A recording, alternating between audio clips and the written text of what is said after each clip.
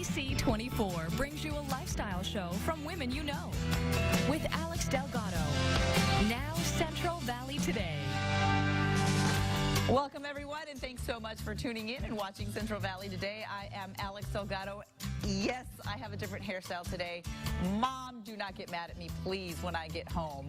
This is a style. It really is. Okay, you know what else is all about today? Valley Delicious. That's what we're talking about, and we are headed to Fowler to visit one of the biggest walnut farms and packing houses.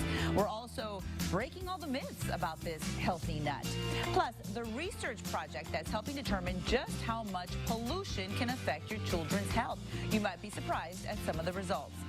And how the United Cerebral Palsy is using art to bring awareness and raise money for their organization, an organization that serves more than 1,000 children all over the valley.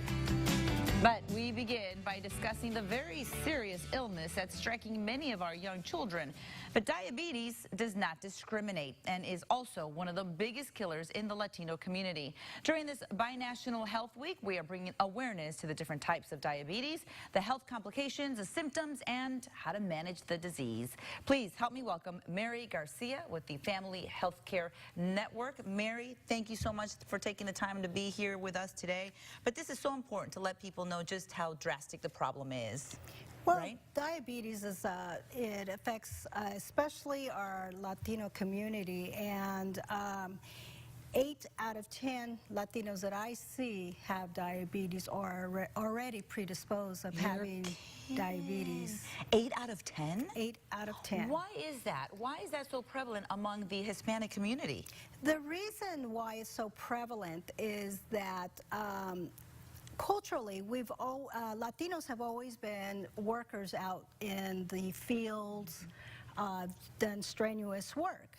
And as we have assimilated into jobs where we do a lot of sitting, we're no longer exercising as much, no longer using the metabolism, and we're still eating the same. We're still eating as if we're going out in the fields. But I thought Latinos and the Hispanic community, I thought we ate healthy. I mean, beans are healthy, right? We eat a lot of it. And I don't mean to stereotype, but that is part of our... Beans are very, very, very healthy. What is it that we're eating that's causing the problem? The tortillas. Oh. The tortillas. Yes. We, culturally, there's times when I hear some of our Latinos eating 8 tortillas every meal. That's breakfast, lunch, and dinner.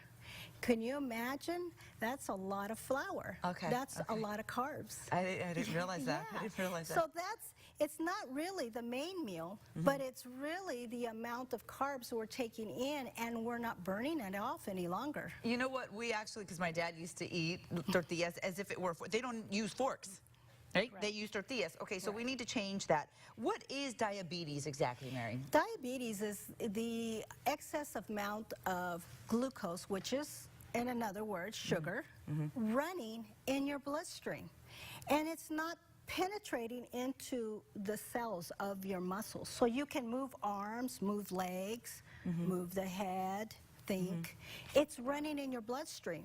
And it's not, the gates are not opening up in the cells, so the sugar can go in there and we can use it up. Okay, okay. So when you have such a high amount of sugar in your bloodstream, then that causes the problem of being almost like a poison.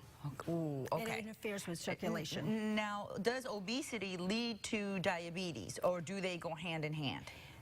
Usually they go hand in hand. Okay. They go hand in hand. Let's talk about the difference of diabetes, because I know there's diabetes type 1 and type 2. Type 1 is the juvenile diabetes. That's usually the one where you are either born with it or you start showing signs when you're as a child with type 1. And that you have to use insulin. You cannot use oral medications. You have to use insulin in order to take care of diabetes.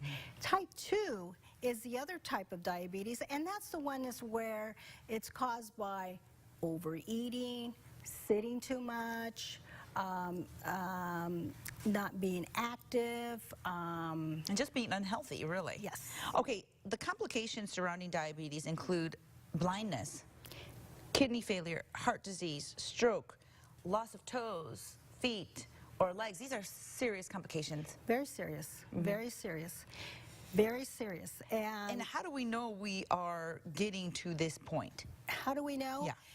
Usually your healthcare professional will be able to recognize those by running labs, doing testing on your heart, checking your feet, which is very important for diabetic patients. I heard that if they tingle, there's a problem. There's a problem. So if you get out of bed and you step out of bed and your feet tingle, or do they have to tingle all the time? They tingle all the time. Oh, okay. Yes. Okay, got it. They are numb, they tingle, and they hurt. Okay. They feel like you're stepping on hot coals all the time. All right, so make sure to get checked if that is the case with you. Now, ways to prevent diabetes. Obviously, lose weight. Is that the first step?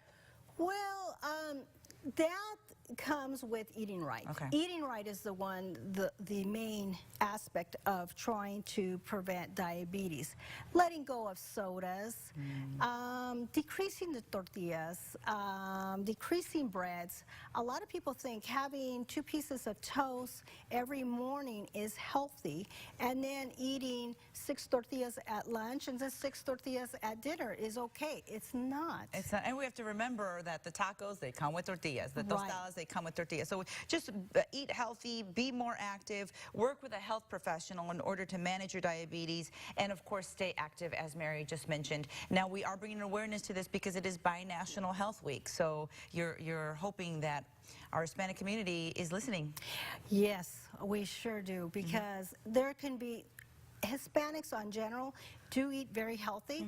There is nopales with carne, which is meat with cactus. They use a lot of zucchini, which is called calabacitas. They use a lot of stuff. It's just trying to teach them how to use the fork again. Okay, in the spoon. that's exactly what I was going to say. Put away the tortilla and pick up a fork, and we should be a lot better. Yes, okay, definitely. Thank you so much for being here, Mary. If people want more information, I'm sure they can visit your website. Do you have a website? Yes, it's Mary Garcia at familyhealthcare.org. It's right there on your screen, fhcn.org.